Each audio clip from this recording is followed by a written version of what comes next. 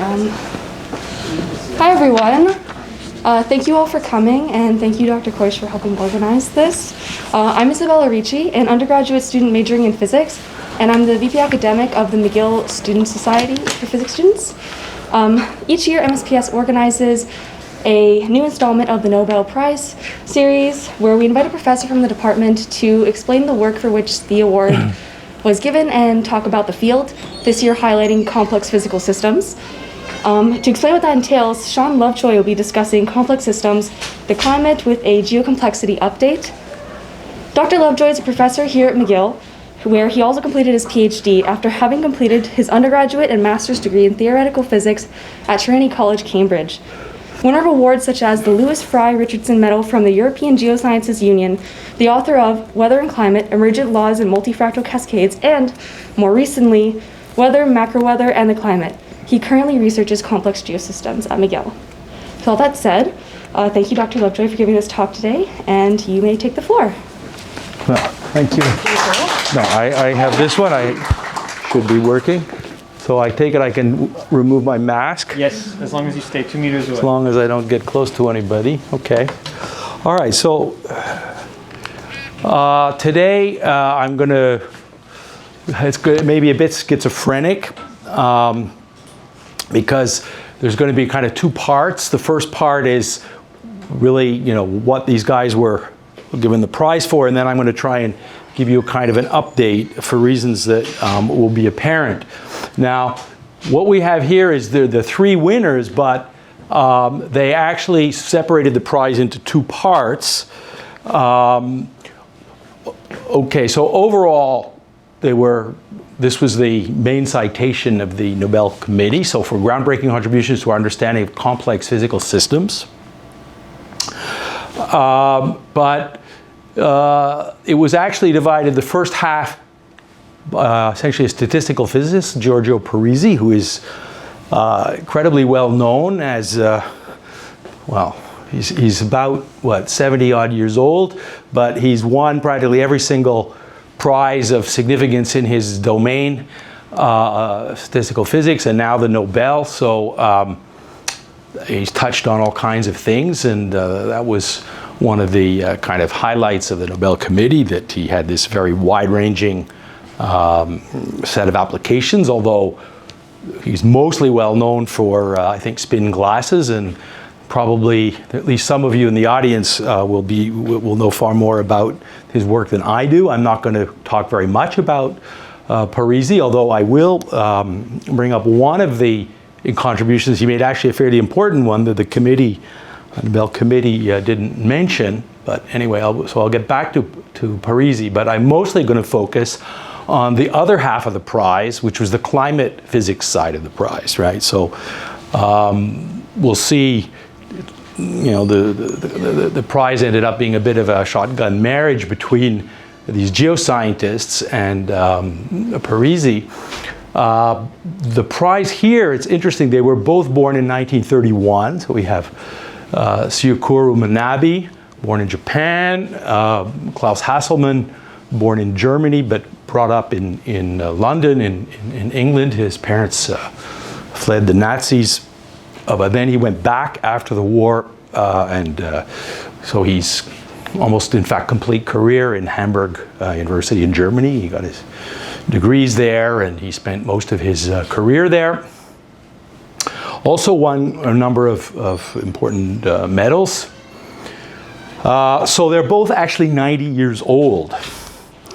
And that brings me to some remarks about them. So clearly they are pioneers and deserving of recognition, but the Nobel Committee only cited their rather ancient contributions. I mean, ancient in this field means mid-70s. So the most recent Manabe citation, they had 115 citations in this 18-page document that explained why they gave the prize the way they did to these three people. But the most recent citation in 1975 is a very important paper that I'll come to, but nothing since. And Haselman, it's almost the same, 1977. So the thing is that actually there was a lot of things that happened since then, including, I'll call the nonlinear revolution. It means, say chaos, fractals, nonlinear waves, self-organized criticality, a number of these nonlinear paradigms that have become quite important, and in fact really laid the groundwork for complexity physics and geocomplexity. So they were honored for work that they're now calling complexity science, even before those sciences really existed in anything like the sense used today. But okay. And then I mentioned already that a significant Parisi contribution to atmospheric sciences, multifractals, was not actually even mentioned by the committee. Okay, so what was the problem that these people were trying to identify, or trying to attack, trying to solve? What was their issue? So I'm really going to focus now on the climate side, because that's the part I know about. And the real basic problem is we have variability in the atmosphere over incredible ranges of scale. So just to give you an idea, this single picture here, you can see structures spanning over 1 billion in scale, right? So if you look at this wisp of smoke here, maybe you can't see it very well on this red ink here, but it's probably less than 1 millimeter across this vortex. And actually the viscous dissipation, the atmosphere starts to look like molasses typically when you get down to about 1/10 of a millimeter. Okay, so structures 1/10 of a millimeter up. These pictures taken, say, in fact, from the roof of the Rutherford building, you can see these clouds about 10 kilometers across this picture. Each pixel is about 1 or 2 meters. We used a high resolution camera for that. So you can see roughly here, it's roughly less than 1 millimeter to over 1 meter. Here we have a couple of meters to 10 kilometers. And this geostationary satellite picture is about 1 or 2 kilometers up to the size of the Earth. So work that all out, it's over 1 billion. And just without any equations or anything else, you just look at it and you can see that there are non-trivial structures, right? The clouds allow you to see, and of course there's all these structures in the wind field that you can't see with your naked eye anyway. In time, the variability is even longer, right? We have the turbulent dissipation scale, a time scale, is about it's actually less than a millisecond typically.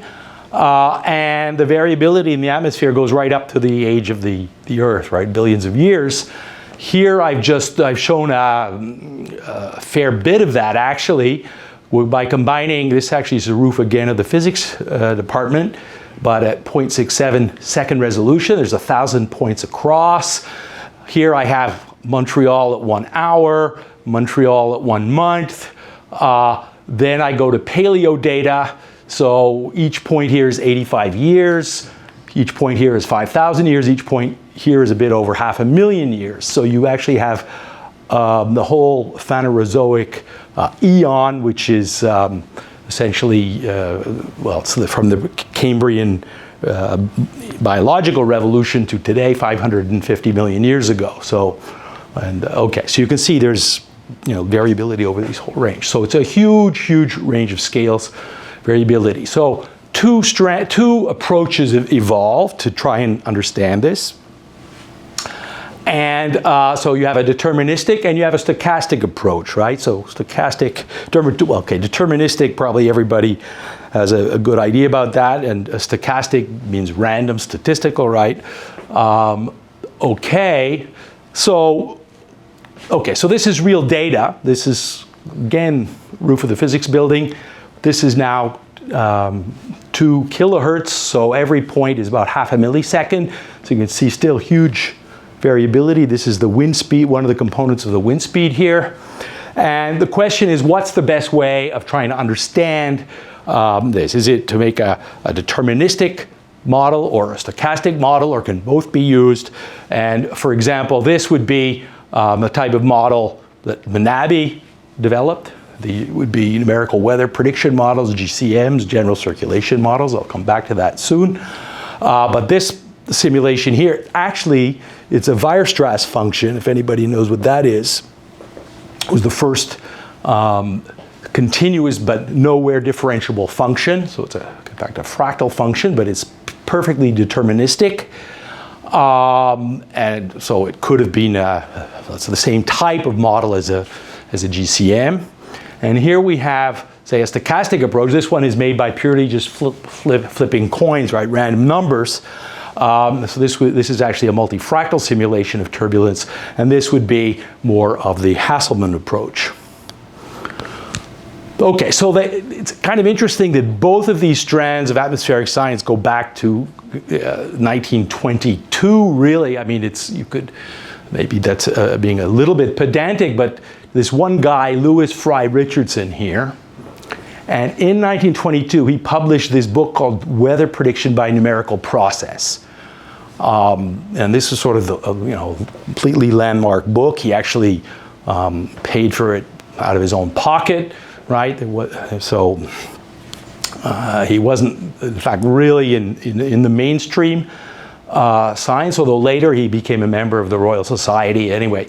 But in this book, he did many things. One of them was he wrote down essentially the modern equations of the atmosphere, right? So in fact, Jerkness, 10 years or so earlier, wrote them down, but so Richardson made a slight improvement, in fact, that was important.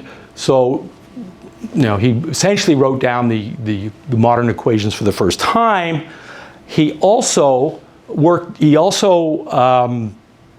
developed original methods for numerically solving them, right? These are nonlinear partial differential equations, and they're non-trivial to actually numerically solve, and he invented several techniques. And he spent 6 weeks of his life with pencil and paper actually trying to integrate the equations manually. And so he tried to work out the pressure tendency in this box here, M, in the middle of Europe. This is from the book. And so pressure tendency meant he tried to work out how much did the pressure, surface pressure there, change over a 12-hour period. It took him 6 weeks, and by his own admission, he was wrong by a factor of about 100. Okay. But he still was convinced that this was the way to go, and he proposed a whole institute for using human calculators, passing pieces of paper up and down and across to try and get the job done. I mean, he realized that weather forecasting was important for humanity, and anyway. But the other side of him, though, is that he's considered often the grandfather, I should say, of turbulent cascades. So he was the first one to propose a turbulent law, a statistical law. It's called the Richardson's 4/3 law of turbulent diffusion. And so this is it's a law that therefore takes sort of statistically, it takes into account the collective behavior of huge numbers of eddies. So if you throw up a balloon, right, it's going to be wandering around with the wind, and eventually it will end up somewhere. So how fast does it get diffused actually by turbulence, not by molecules? So okay, and so this law, in fact, was a precursor of, in fact, more or less the same as a more famous Kolmogorov law, 1941. But in the book somewhere, page 67.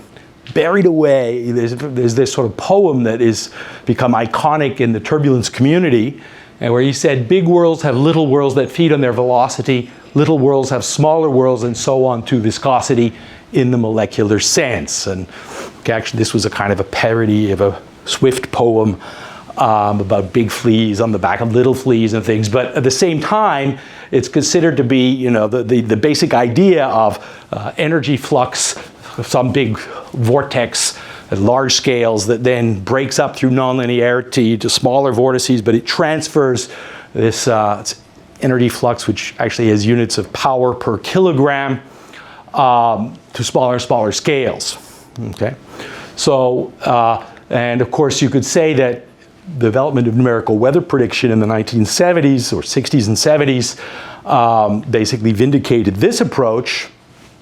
But interestingly enough, his 4/3 turbulence, his diffusion law was only really vindicated much more recently. As a whole interest, basically as there were theories that said that it should not hold, and those theories were, more beautiful than the theories that said it would hold. And so, anyway, I think it's fairly safe to say now, though, that he's been vindicated on that score as well.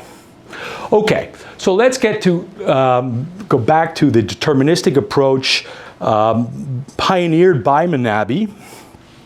Most of the Nobel report goes over the work he did in the 1960s and early 70s.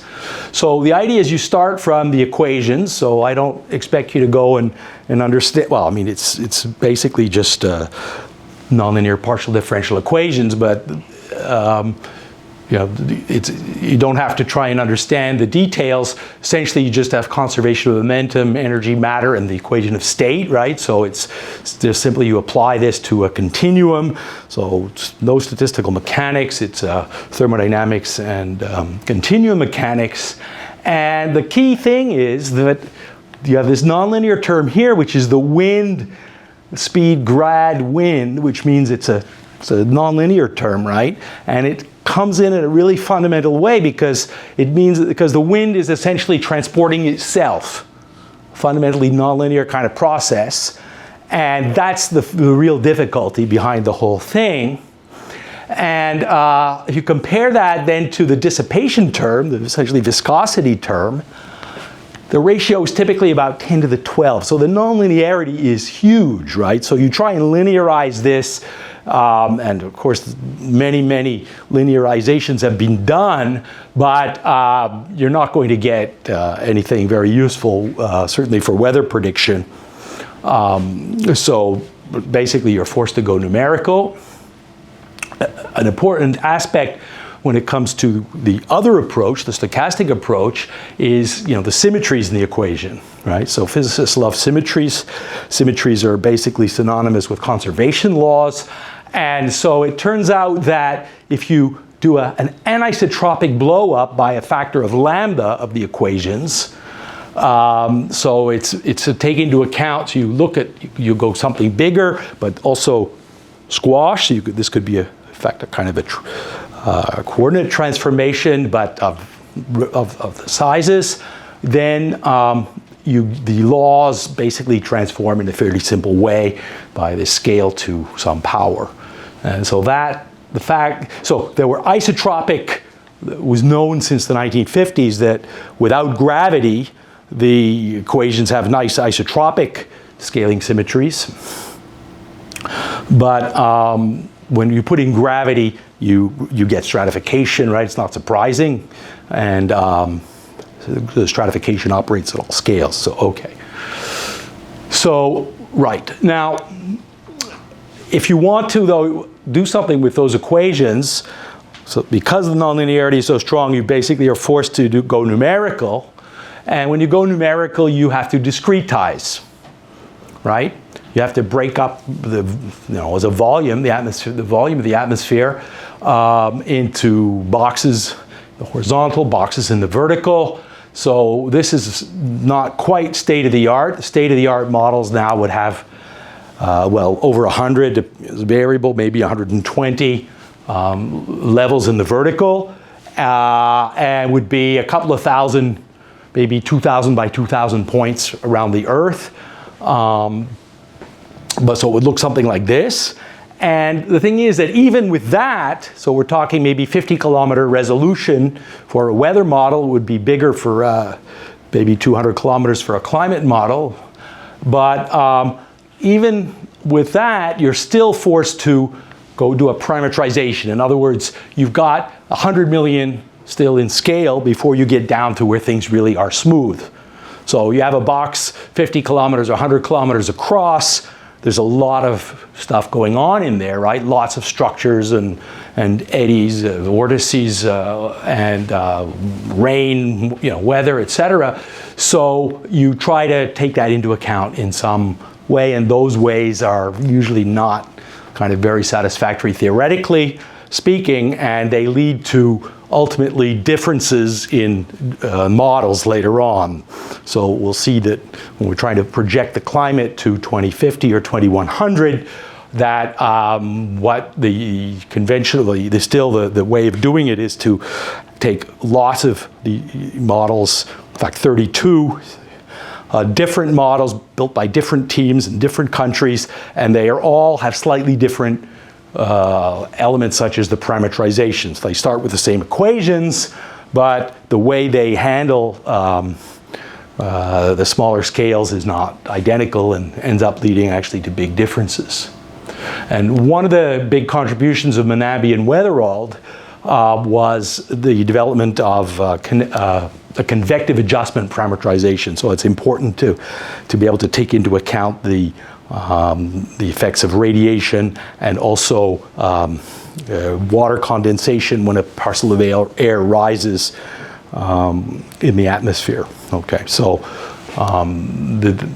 their convective adjustment scheme still is implemented in modern models. Okay, so basically Manabe was working this, the beginning of the numerical revolution. And most of you have probably heard of Moore's law, right? There are different variations of Moore's law, but one of them is that computer power, as measured, say, by floating point operations per second, that has been doubling more or less every 18 months. And so you can see here, since this is actually from a book that talks about weather modeling. So these are computers used for weather modeling, actually in the British Met Office. So you have the world's fastest computers at any time, log of the number of flops. I've updated it, so this is where we are in November, 540 petaflops, that's nearly 10 to the 18. And the funny thing is that turns out that Richardson might have been the founding point of Moore's law. And so I tried to go, because he spent 6 weeks, right? I mean, this is like serious effort he made. And so how many flops could you do if you had a pencil and paper and had to he needed like 5 or 6 figures actually of accuracy. Anyway, I estimated one calculation every 2 minutes, so that gives you something like 10 to the minus. Anyway, if true, then we have 66 doublings in 100 years. Give you a little bit more context. Okay, here's your iPhone, if you ever got a good one. These are the top desktop calculators, a couple of teraflops. And if you put on this famous paper by Manabe and Weatherald, 1975, it's the first calculation of what would happen if you doubled CO2, right? What would happen to the temperatures? The first calculation using a model. Arrhenius, the famous chemist back in the early, 1898 even, calculated that if you double CO2, you would get about 6 degrees of warming, right? He spent a year apparently with pencil and paper to work that out. This was the first calculation that was done taking into account the actual flow of the atmosphere, trying to take into account some of these very complicated feedbacks, mainly with clouds, right? If you start warming the atmosphere, you get more evaporation, you get more clouds. Water vapor is a strong greenhouse gas. Anyway, so it's not trivial, and as a consequence of it not being trivial, the Manabe and Weatherald, this model 75, James Hansen, right, is also quite well known, another important figure in the climate field, right? The two of them they were the first ones to have models. The National Academy of Science took their outputs and tried to come to a conclusion about the future of the temperature of the Earth if you increase CO2. And back in 1979, they concluded already that if you double CO2, you would get anywhere between 1.5 and 4.5 degrees of warming. And that number has stood, it was official, the official range, 90% confidence range, until August this summer when the IPCC AR6 report came out and changed that a little bit to 2.5 to 4. So this number has stayed for 40 years in spite of the fact computers have increased their power by 10 to the 11. I didn't mention it, but the algorithms, how you solve these equations numerically, improved by something like a factor of 1,000,000 also. So you've got a massive increase in computing, but you haven't actually narrowed the range there because they're just these very difficult scientific problems to do with all these feedbacks and clouds. And okay, so it's not as though problem solved because I have a big computer. Okay. Okay, I've mentioned general circulation models, GCM. So what's the difference between weather and climate model? Well, actually, they're both general circulation models. You can be tuned slightly differently by these parametrizations. One of the key things is that if you want to try and predict planetary size weather systems, the error doubling time is about 10 days. So that's the butterfly effect, right? Sensitive dependence on initial conditions. There's basically nothing you can do about that.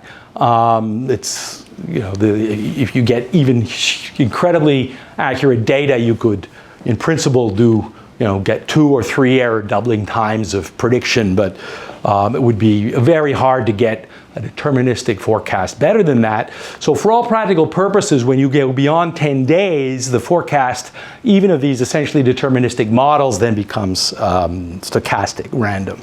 Okay.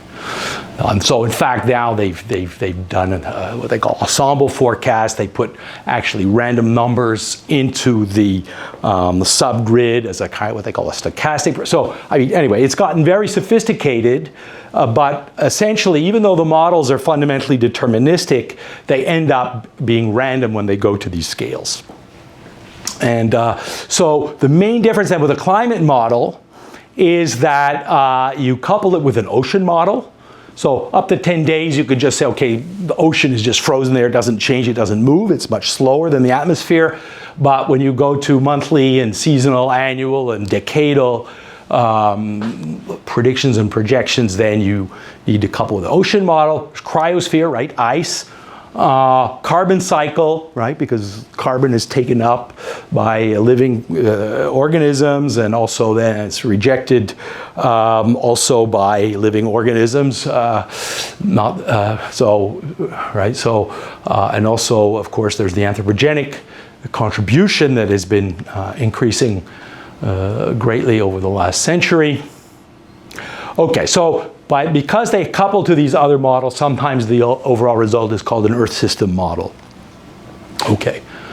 Okay, so I've described very, very quickly essentially Manabe's approach, right? Obviously, he wasn't the only one, but he made major contributions.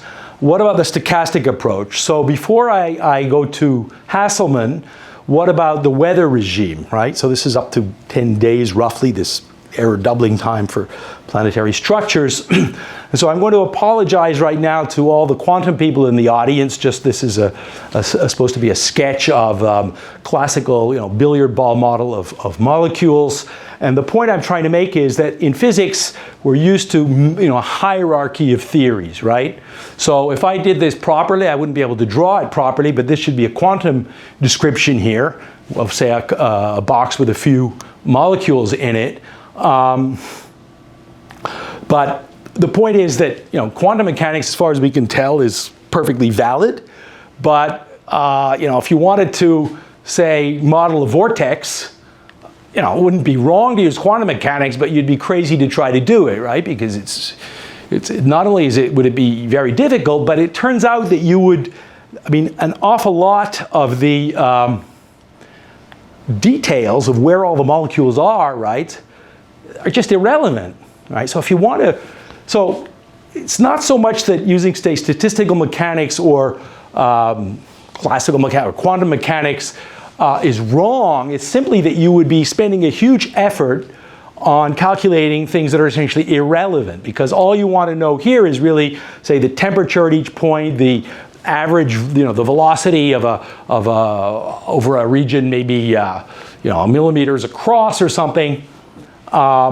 So to continuum mechanics And thermodynamics, they're not only easier, but they have the advantage of throwing out the stuff that's irrelevant, right? I think that's maybe the key point. So even if you could model in this way from quantum mechanics to, anyway, you wouldn't want to do it. But the thing is that in the atmosphere, it doesn't stop. Like, it's not just one vortex. It's not just a small number of vortices. It's more like this picture up here. This is what's called the spaghetti picture, because these are vortex tubes. The vortex tubes are kind of going around. They're being stretched and they're interacting with each other. And so really, you've got huge numbers of these structures, and what you would really like, it's the same kind of problem. Most of the details here are irrelevant. Most of the bumps and wiggles on clouds make no difference to, if you want to know tomorrow's weather or you want to project the atmosphere to 2050, right? So we would really like a way of getting rid of the stuff that doesn't make a difference. Okay, so the turbulence laws that have been developed since Richardson, and Richardson's law was of the same form, is say a fluctuation in some quantity, might be change in temperature, is equal to a turbulent flux that's sort of driving the system times a scale to some power. And up until the nonlinear revolution, let's say before 1980, fluctuations, that just meant differences, right? So say the difference in the temperature here and there, that's my fluctuation. Or it could be wind speed or whatever, okay? So that was a fluctuation. The turbulent flux, if it was a wind speed, then the relevant flux would be an energy flux from large scale to small scales.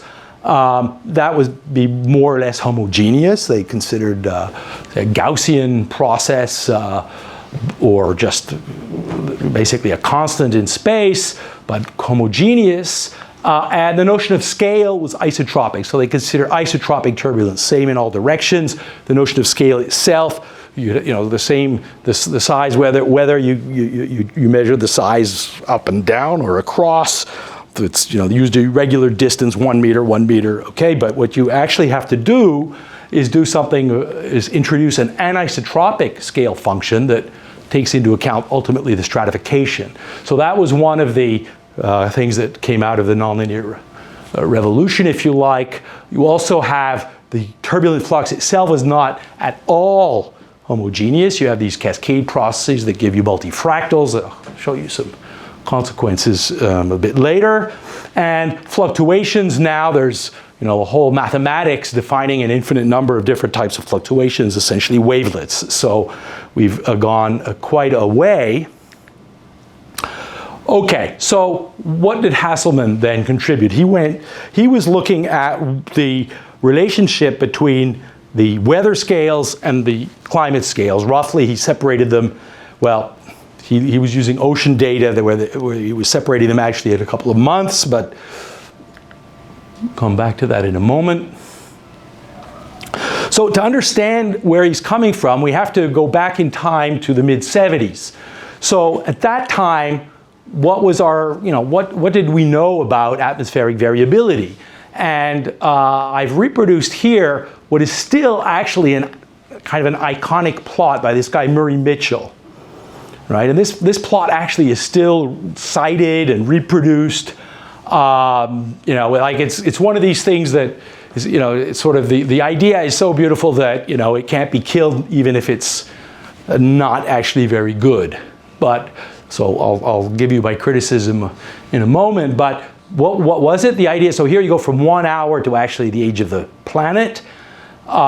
You've got. So it's a spectrum. So it's essentially the variance, in fact, per frequency bin.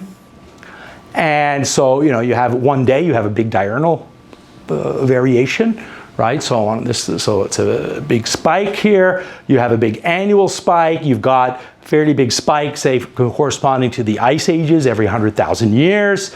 And you have, here could be, this little thing in here could be El Nino, 2.1 roughly, and there's a bunch of these other spikes that actually were probably just glitches in the rather poor data of that time. And in fact, Mitchell himself, he realized the data was pretty poor, right? I mean, it was the beginning of, like there was some of the first ice core data that allowed us to, work out this 100,000 years for the ice ages, for instance.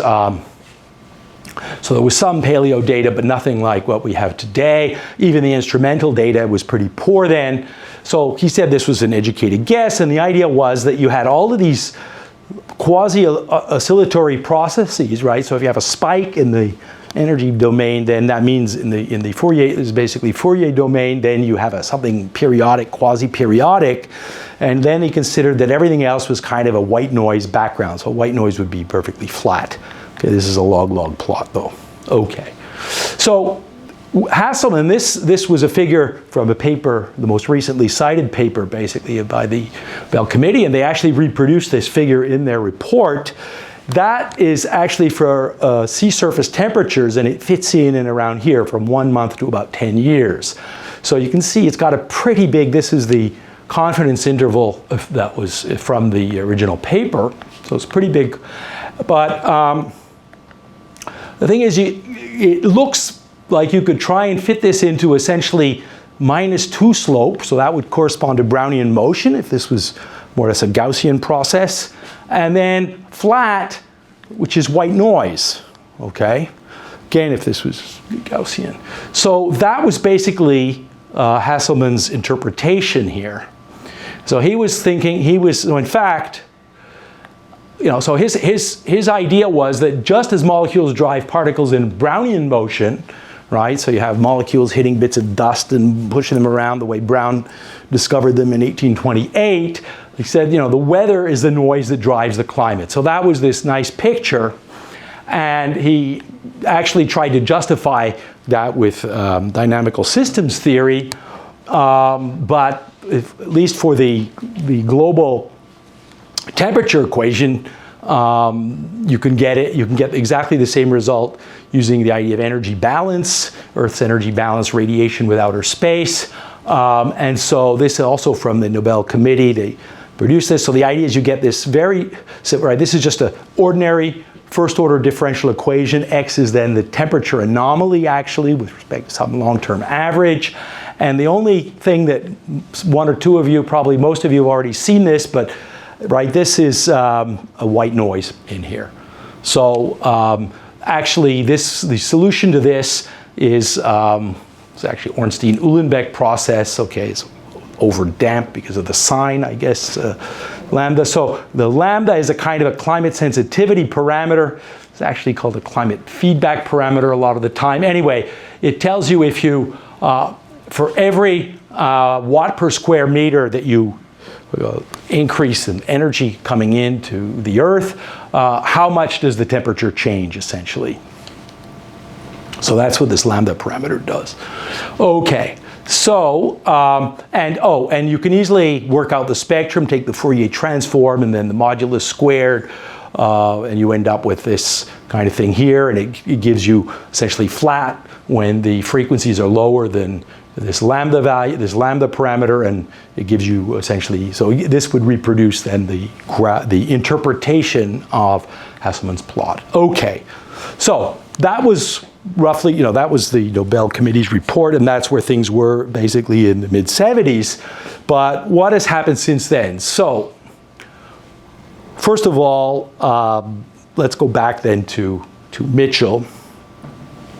This is the same plot as before, except I've given a little bit more space in the vertical here.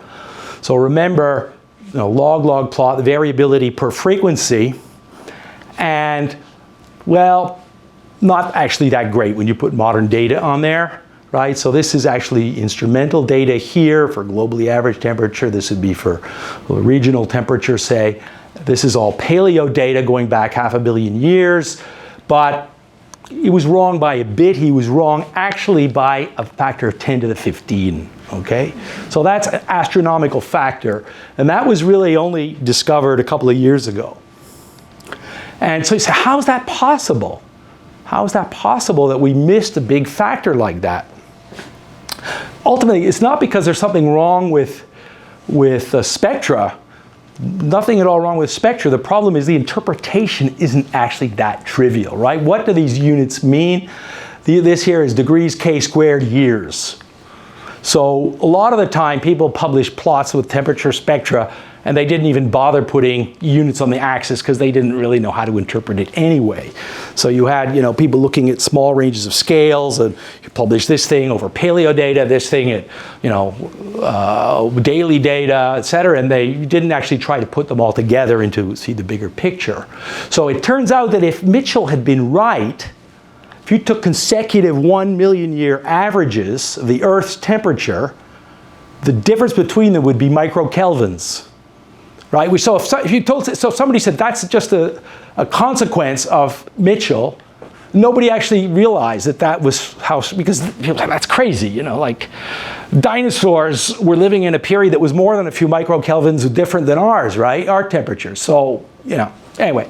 So, and okay, before I go on to the next point, I put these straight line, these are straight line on log means power law, so they are scaling regimes. They have no characteristic scale over these regions. So you can see there's roughly 5 different regimes, right? We have weather regime up to about 10 days, macro weather, climate, macroclimate, megaclimate.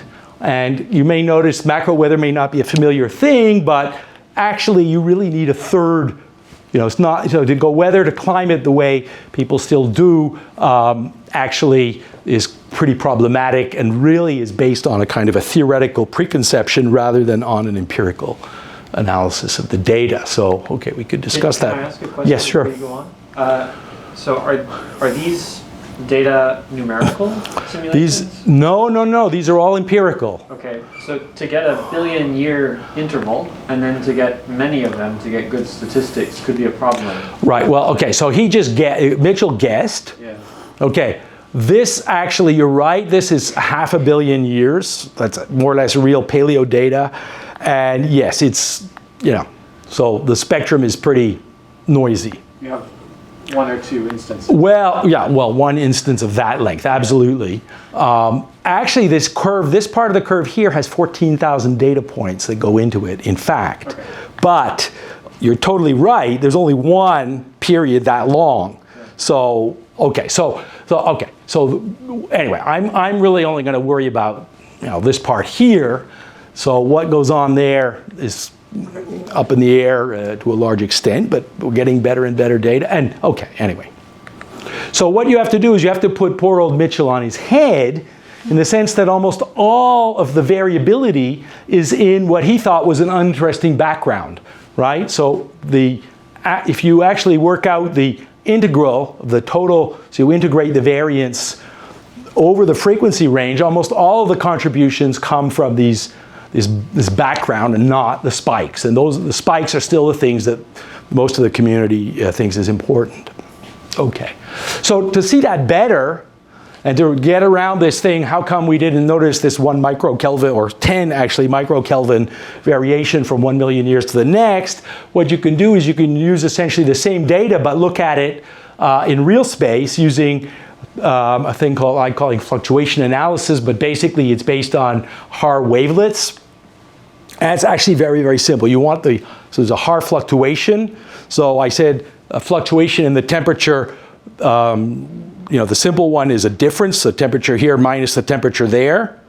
Okay, but that's not good enough. That will only give you parts of the curve that are rising. If you want to get the full curve shown there, you have to define your fluctuation slightly differently. All you have to do is say, okay, take the average of this half, the average of that half, and I take the difference.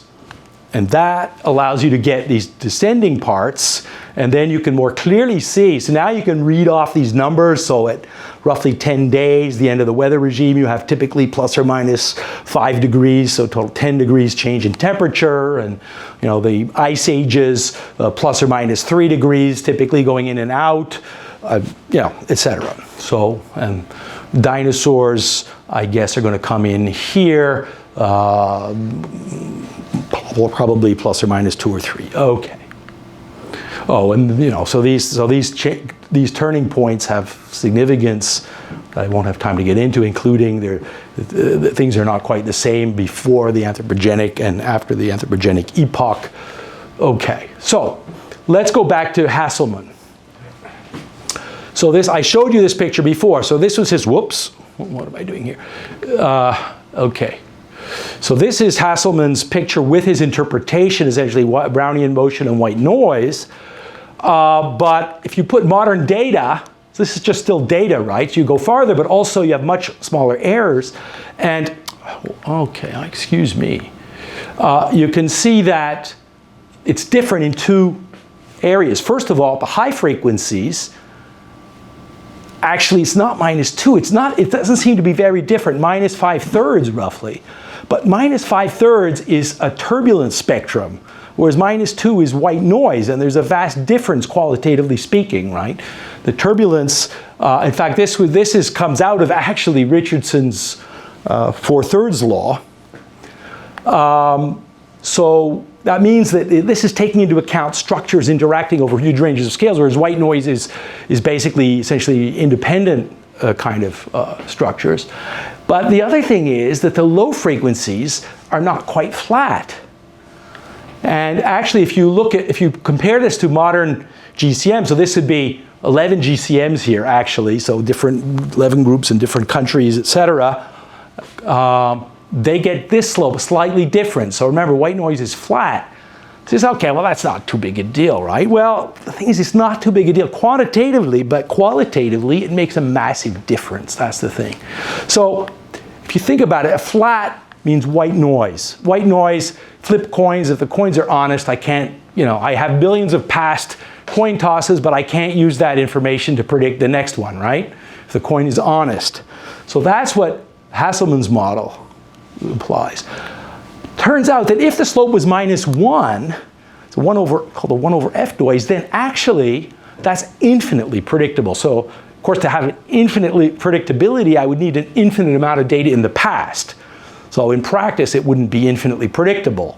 But you're going all the way from 0 to infinite, just like that. And so these lines here in between are called long memory processes. They have huge amounts of memory.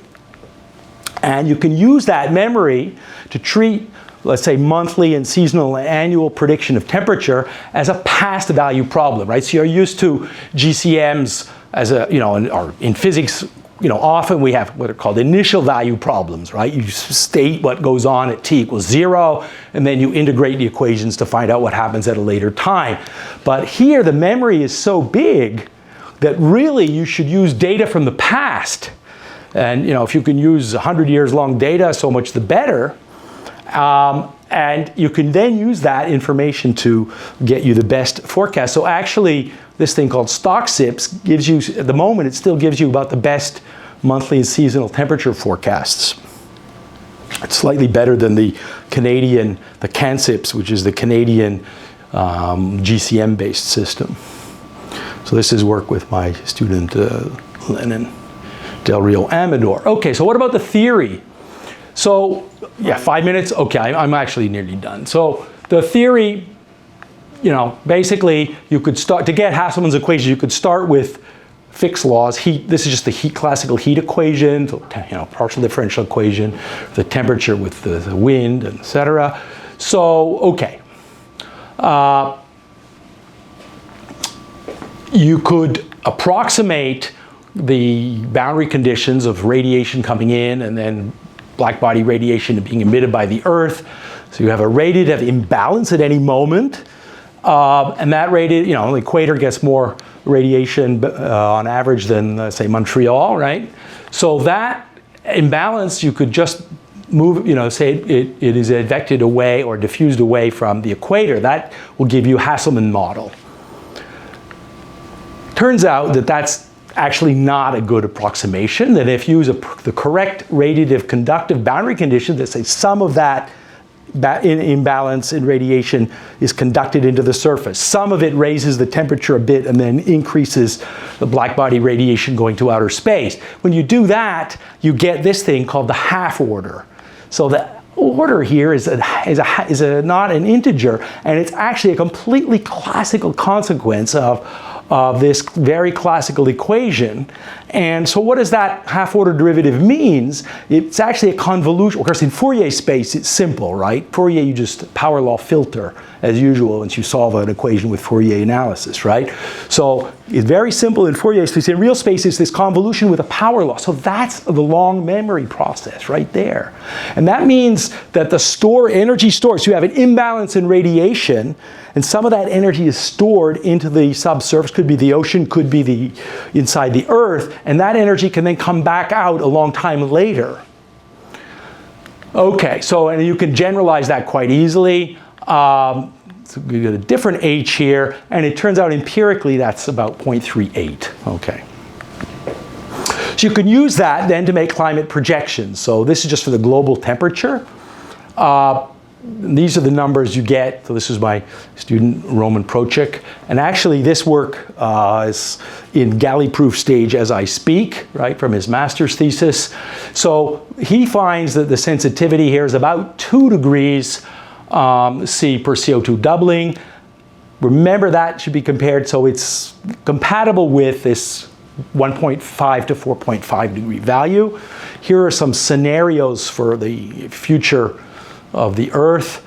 You could do then, this is a moderate mitigation scenario. This shows the huge spread in the GCMs, the models. There's 32 models, and they have this massive spread when they try to go to 2100, and they end up with this massive spread because the models have these differences between them, and well, that's the way it is. Whereas the Phoebe-based model, the main source of uncertainty is the past forcing. You know, how much aerosols, how much CO2 was there in 1930 and in 1950, et cetera, because we use the past to make the projection. Here, this just shows very quickly some of these regional projections. So if we have strong mitigation, this is the Phoebe, this is the called the multi-model means, the GCMs. The pattern is pretty similar of the warming. These are degrees C if you at the year 2080 to 2100, but it's a little cooler according to the Phoebe. And okay, business as usual. The main thing has changed is the scale here is about 3 times bigger. The pattern is not so different. Okay, I'm going to, in the interest of time, have to skip Parisi's contribution, maybe just to show that if you take differences, you take a time series and you look at the difference between consecutive values, you find these kind of hidden spikes, giant shifts that have nothing to do with being Gaussian. It would be like 10 to the minus 25 probability if it was Gaussian, and you can easily account for that with a multifractal model. And okay, so this is the kind of thing that Parisi contributed to. Just to conclude, all of this has big implications for the future of climate modeling, because at the moment, the mainstream community idea is let's continue chasing what I call chasing the details. So they're saying 2030, what we need to do is we need to take the world's biggest computers, 2030, try and model everything down to 2 kilometers. That's where they think they can get. They call that cloud resolving. Actually, the clouds are smaller than that, some of them, but anyway. But the idea is the more details, the more realistic. And then when you go to 2100, you say, okay, I'm just going to average that over a factor of 500,000 or something, because these are structures that live for 15 minutes, and you're trying to make a decadal scale projection. So you know that almost all those details are wrong, but you still think you have to calculate them just to get the averages right. Right? So that's, okay. That's what I call a low-level law approach. A high-level law is more like Hasselmann, Richardson, the stochastic approach. You say, okay, most of those details are irrelevant. Let's come up with a model which just doesn't discuss them at all, but deals with them statistically. And so, okay, and maybe you can combine them. So my last slide, I described the situation roughly around the mid-70s, where was the beginning of these 2 revolutions, right? We had a numerical revolution that was just starting. The same with the nonlinear revolution, chaos, Feigenbaum's constant and period doubling route to chaos, 1975, I think. So just, and then Mandelbrot's book on fractals, 1975, 77. So all around that time. But what I've been arguing for the last couple of years is that we could now put these together again. I mean, there's no contradiction. So for 40 years, these two sides of the science have developed relatively independently, in fact. That's the kind of the problem. That's why the Nobel Committee wasn't aware of a lot of the developments in nonlinear geoscience. But, we found, so it turns out that the GCMs actually have almost the same statistics as reality. Actually, I was quite surprised when I discovered that, analyzing all kinds of outputs, comparing it to data. The GCM people don't actually know much about the statistical properties of their models because they think of everything deterministically. They don't pay a lot of attention to it. So if you can combine the stochastic approach and the deterministic approach and various ways of doing it, you can actually do a bit better. So, okay, so there's another way, possibly forward. I'll stop there.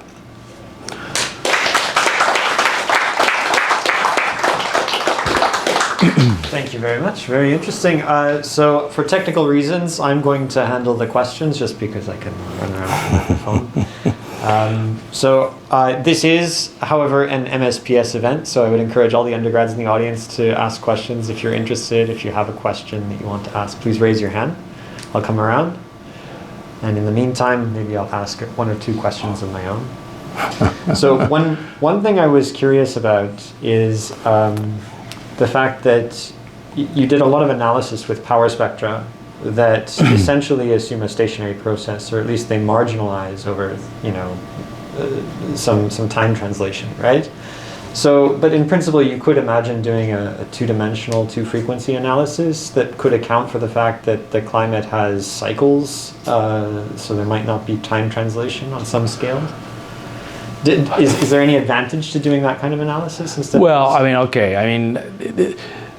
the analysis I did could take into account, all kinds of multiple periodicities, but you're right that the interpretation is that even though we may only have one realization of the process of the Earth, that this is representative of an ensemble, and but ultimately it's saying that the laws of physics that are governing this, we think that they're the same, independent of time scale.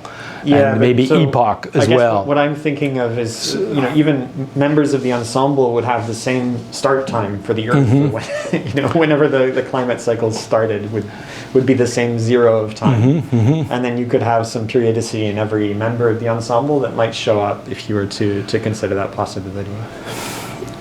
No? Well, I guess I'm not totally clear why that would be so different than what's been done. It was the main criticism of the putting all those spectra together the way I did was that the data at the high frequencies are pretty much present day, mm-hmm. and then possibly things are different. And we know, for instance, that ice ages. We've had ice ages since like 2.5 million years ago. Okay. The continents have been aligned properly. Right. Then there was a long time, maybe 20 or 30 million years, where there were no ice ages as far as we can tell. But then there was a time when there were. So, like so in my book I talk about, Lucy, the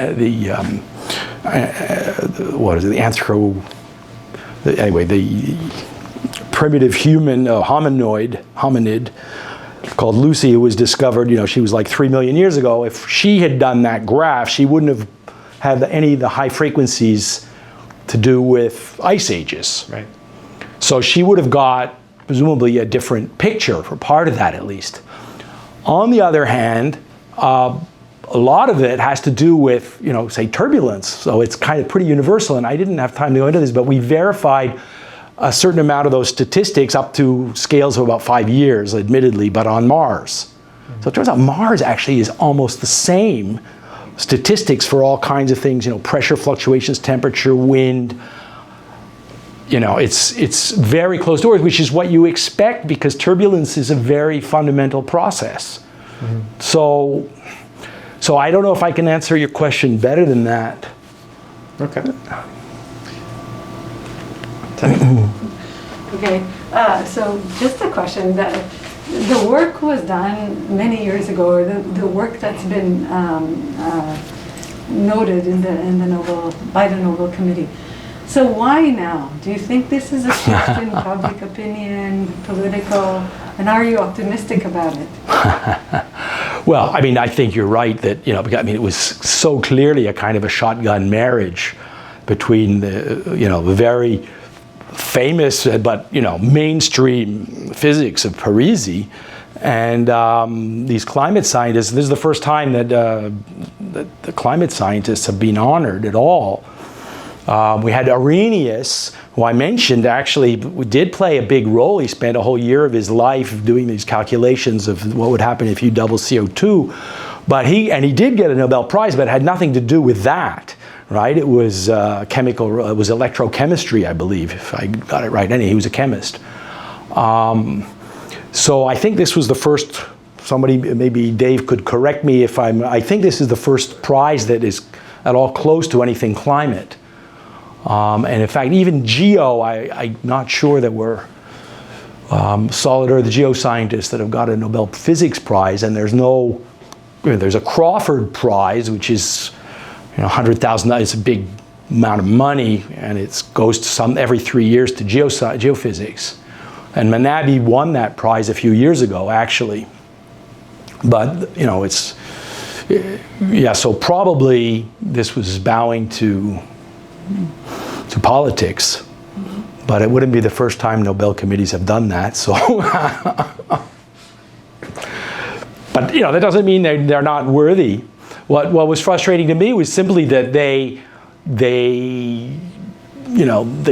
why focus, or I guess there's nothing wrong. You can't say there's anything wrong with giving it to these people because they were indeed pioneers, but it's just that there was this huge gap between their contributions and today, and it's just sometimes these theories about the climate being like Brownian motion, the weather, the noise, it kind of pushes it around, and that's one of these ideas just so beautiful it has to be right, and so you don't really want ugly data to get in the way, right? But ultimately, I'm a physicist because at the end of the day, reality actually matters. And so, I think that, anyway, yes, or sorry, you're the moderator. Yeah, just a second, let me get close. Okay, go ahead. Yeah, so I've got a question about Parisi's contribution. How similar is what he did to Garch models, where you have an evolution of the mean of the time series, and then the standard deviation is itself a time series as well, and they do this in econometrics to capture increased volatility. So is Parisi just saying, okay, we can just look at all the moments, the third, the fourth, et cetera, all the way up to the top? Or is there something different because that Garch is for stationary time series, this is not stationary because... Well, the multifractals would be stationary. Parisi didn't discover multifractals. He did coin the term, and he did make an important contribution. He linked basically the multifractals, you could say, were discovered by 3 groups in 1983, more or less independently, but it was at the level of statistical moments. They developed formalisms for, on the one hand, there were 2 papers to do with strange attractors, looking at the density of points in a strange attractor, and in phase space, and then there was our paper in Turbulence, and you develop formulas where the statistical moments as a function of scale have an infinite number of different exponents, basically. So the process is perfectly scaling, but infinite number of exponents. And Parisi's contribution was to link that to a probabilistic description. It's quite a beautiful result. He used the Legendre transformation, and anyway. So I mean, it was an important contribution. There's no question. But the actual multifractal processes are perfectly scaling up to the largest scale of the process.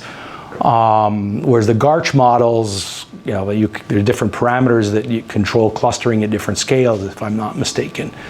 So they're not scaling. So the idea here is that you want something that has the scaling symmetry in it, not to introduce. So as usual in physics, you want to assume that a symmetry is respected unless somebody comes along with a good reason why it might not be respected. And then you start looking at, okay, symmetry breaking, et cetera, right? So it's the same kind of idea here. The equations have this symmetry. The energy flux from large scales to small scales is conserved by the nonlinear terms. That was really Kolmogorov's contribution in the 40s. So, we could formulate things in that sort of a way. So then what are the consequences? Well, the consequences are these general scaling processes, but actually in general could require an infinite number of exponents.